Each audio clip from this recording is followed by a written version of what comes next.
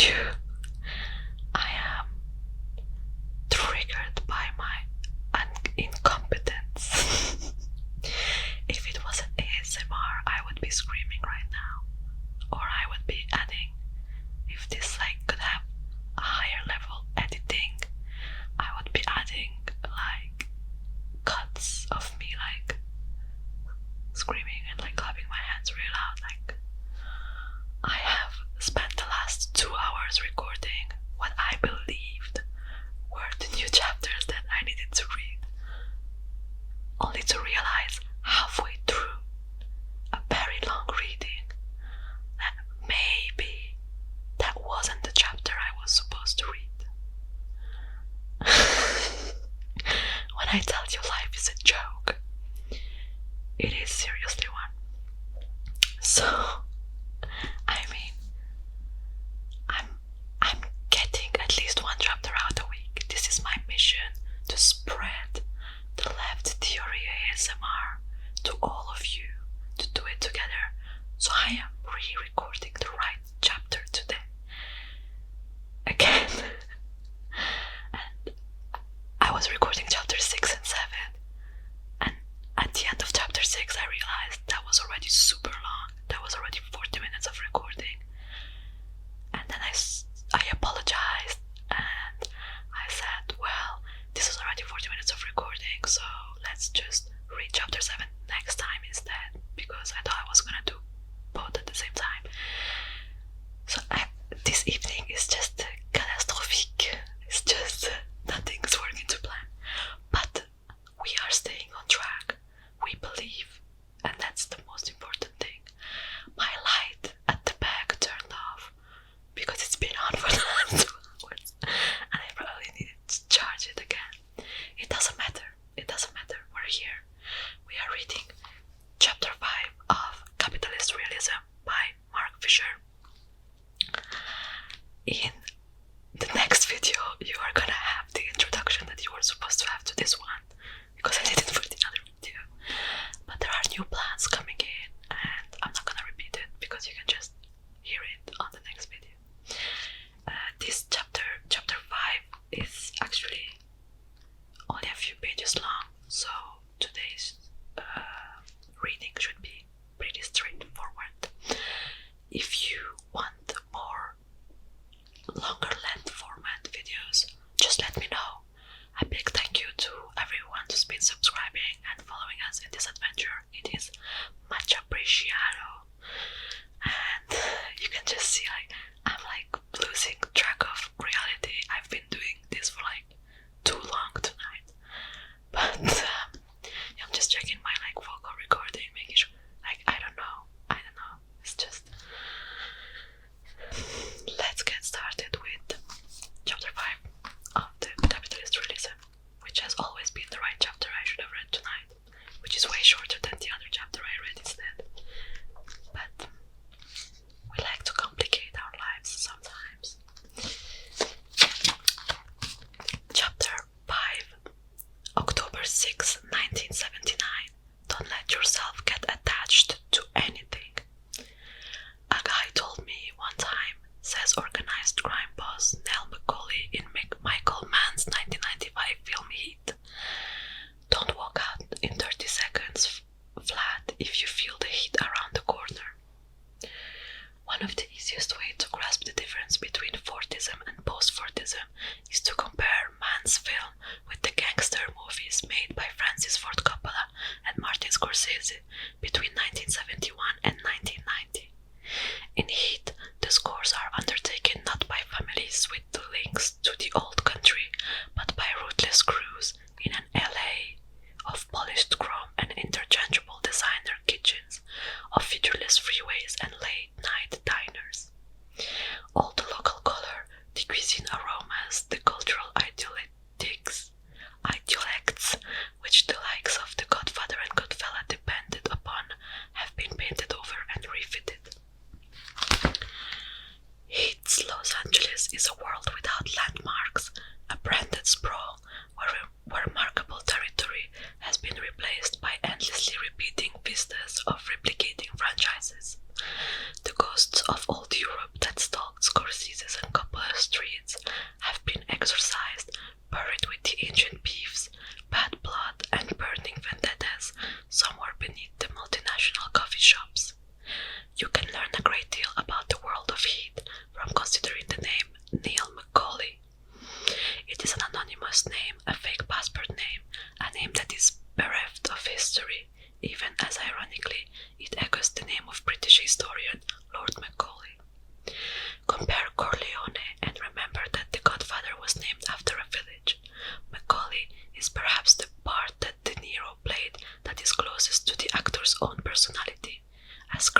a cipher, debtless, icily professional.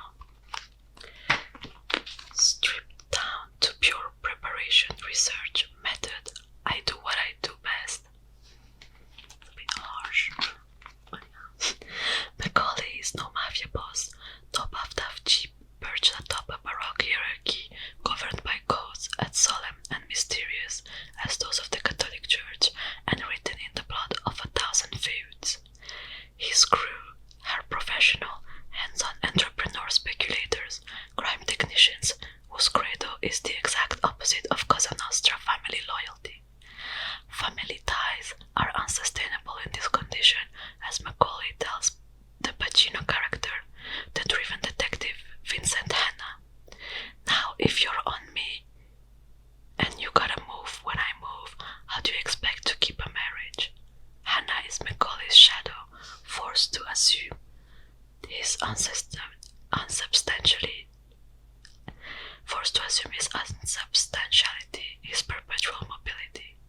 Like any group of shareholders, Macaulay's crew is held together by the prospect of future revenue. Any other bonds are optional extras, almost certainly dangerous. Their arrangement is temporary, pragmatic, and lateral. They know that they are interchangeable machine parts, that there are no guarantees, that nothing lasts. Compared to this, the good fella seems like sedentary sentimentalist, rooted in dying communities, doomed territories. The ethos espoused by Macaulay is the one Richard Sennett examines in The Corrosion of Character, the personal consequences of work in the new capitalism, a landmark study of the effective changes that the post-Fordist reorganization of work has brought about. The slogan which sums up the new condition is no long-term. Where formerly workers could acquire a single set of skills and expect to progress upward through a rigid organizational hierarchy, now they are required to periodically reskill as they move from institution to institution, from role to role. As the organization of work is decentralized with lateral networks replacing pyramid hierarchies, a premium is put on flexibility. Echoing Macaulay's mockery of Hannah in Heat, how do you expect to keep a marriage? Sennett emphasizes the intolerable stresses that this condition of permanent instability put on a family life. The values that family life depends upon, obligation, trustworthiness, commitment, are precisely those which are held to be obsolete in the new capitalism. Yet, with the public sphere under attack and the safety nets that a nanny state used to provide being dismantled, the family becomes an increasingly important place of respite from the pressures of a world in which instability is a constant. The situation of the family in post-Fordist capitalism is contradictory in precisely the way that traditional Marxism expected. Capitalism required the family as an essential means of reproducing and caring for labor power, as a salve for the psychic wound inflicted by anarchic social-economic conditions, even as it undermines it, denying parents time with children, putting intolerable stress on couples as they become the exclusive source of affective consolations for each other. According to Marxist economist Christian Marazzi, the switch from Fordism to post-Fordism can be given a very specific date, October 6, 1979. It was on that date that the Federal Reserve increased interest rates by 20 points, preparing the way for supply-side economics that would constitute the economic reality in which we are now enmeshed. The rise in interest rates not only contained inflation, it made possible a new organization of the means of production and distribution. The rigidity of the Fordist production line gave way to a new flexibility, a word that will send chills of recognition down the spine of every worker today. This flexibility was defined by a deregulation of capital and labor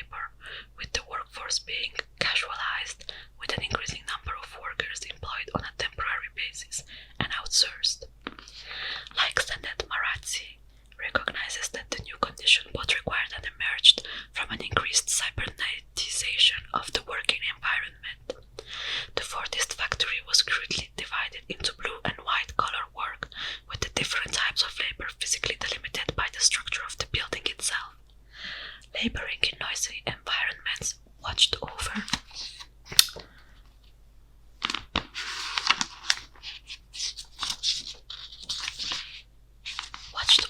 by manager and supervisors.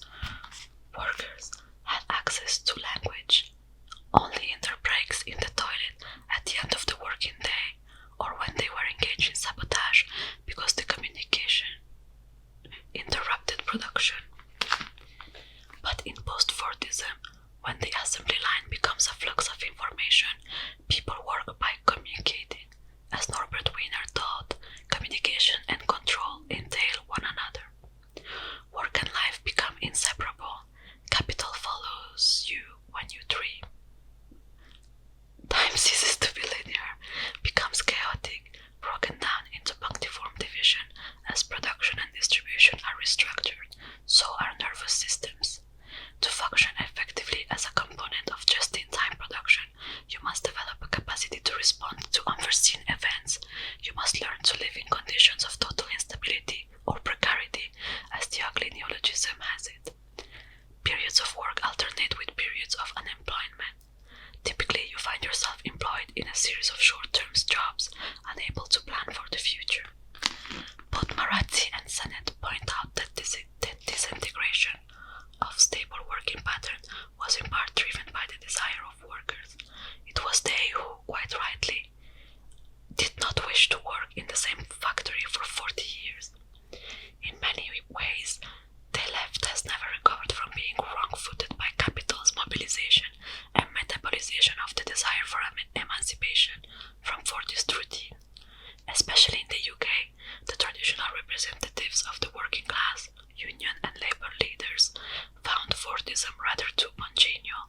Its stability of antagonism gave them a guaranteed role, but this meant that it was easy for the advocates of post-Fordist capital to present themselves as the opponents of the status quo, bravely resisting an inertial organized labour pointlessly invested in fruitless ideological antagonism, which served the ends of union leaders and politicians, but did little to advance the hopes of the class they purportedly represented. Antagonism is now located externally in the face-off between class blocks, but internally in the psychology of the worker, who, as a worker, is interested in old-style class conflict, but as someone with a pension fund, is also interested in maximizing the yield from his or her investments. There is no longer an identifiable external enemy. The consequence is, Marazzi argues, that post-Fordist workers are like the Old Testament Jews after they left the house of slavery, liberated from a bondage to which they have no wish to return, but also abandoned, stranded in the desert, confused about the way forward. The psychological conflict ranging within individuals cannot but have casualties. Marazzi is researching the link between the increase in a bipolar disorder and post-Fordism, and if, as Deleuze and Guattari argue, schizophrenia is the condition that marks the outer edges of capitalism, then bipolar disorder is the mental illness proper to the interior of capitalism.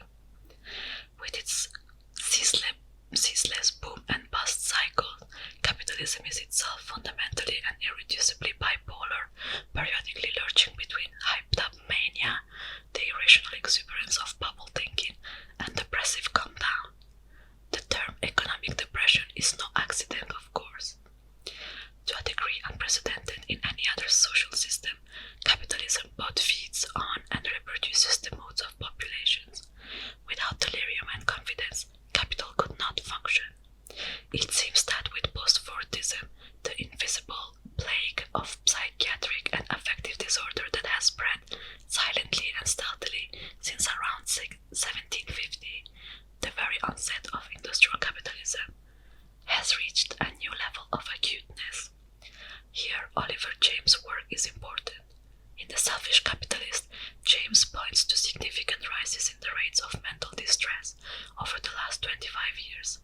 By most criteria, James reports, rates of distress almost doubled between people born in 1946, age 36 in 1982, and 1970, age 30 in 2000. For example, 20% of 36-year-old women in 1982 reported having trouble with nerves, feeling low, depressed, or sad, whereas 29% of 30 years old reported this in 2000. For men it was 8% in 1982, 13% in 2000. Another British study, James cites, compared level of psychiatric morbidity, which includes neurotic symptoms, phobias and depressions, in samples of people in 1977 and 1985. Whereas 22% of the 1977 sample reported psychiatric morbidity, this had risen to almost a third of the population, 31%, by 1986. I'm hungry. Since these rates are much higher in countries that have implemented what James calls selfish capitalism than in other capitalist nations, James hypothesizes that it is selfish, i.e. neoliberalized, capitalist policies and cultures that are to blame. Specifically, James points to the way in which selfish capitalism stokes up both aspirations and the expectation that they can be fulfilled. In the entrepreneurial fantasy society, the delusion is fostered that anyone can be Alan Sugar or Bill Gates. Never mind that the actual likelihood of this occurring has diminished since the 1970s. A person born in 1958 was more likely than one born in 1970 to achieve upward mobility through education, for example. The selfish capitalist toxins that are most poisonous to well-being are the systemic encouragement of the ideas that material affluence is the key to fulfillment, that only the affluent are winners, and that access to the top is open to anyone willing to work hard enough, regardless of their familial, ethnic, or social background. If you do not succeed, there is only one person to blame. James' conjectures about aspirations, expectations, and fantasy fit my own observation of what I have called hedonic depression in British youth. It is telling in this context of rising rates of mental illness that New Labour committed itself early in its third term in government to removing people from incapacity benefit, implying that many, if not most, claimants are malingerers. In contrast with this assumption, it doesn't seem unreasonable to infer that most of the people claiming incapacity benefit, and there are well in excess of 2 million of them, are casualties of capital. A significant proportion of claimants, for instance, are people psychologically damaged as a consequence of the capitalist realist insistence that industries such as mining are no longer economically viable. Even considered in brute economic terms, though, the arguments about viability seems rather less than convincing, especially once you factor in the costs to taxpayers of incapacity and other benefits. Many have simply buckled under the terrifyingly unstable condition of post-Fordism. The current ruling ontology denies any possibility of a social causation of mental illness. The chemical biolization of mental illness is of course strictly commensurate with its depolitization. Considering mental illness an individual chemical-biological problem has enormous benefits for capitalism. First, it reinforces capital's drive towards atomistic individualization. You are sick because of your brain chemistry. Second, it provides an enormously lucrative market in which multinational pharmaceutical companies can peddle their pharmaceuticals. We can cure you with our SSRIs. It goes without saying that all mental illness are neurological instantiated, but this says nothing about their causation. If it is true, for instance, that depression is constituted by low serotonin levels, what still needs to be explained is why particular individuals have low levels of serotonin. This requires a social and political explanation, and the task of repoliticizing mental illness is an urgent one if the left wants to challenge capitalist realism. It does not seem fanciful to see parallels between the rising incidence of mental distress and new patterns of assessing workers' performance. We will now take a closer look at this new bureaucracy. So,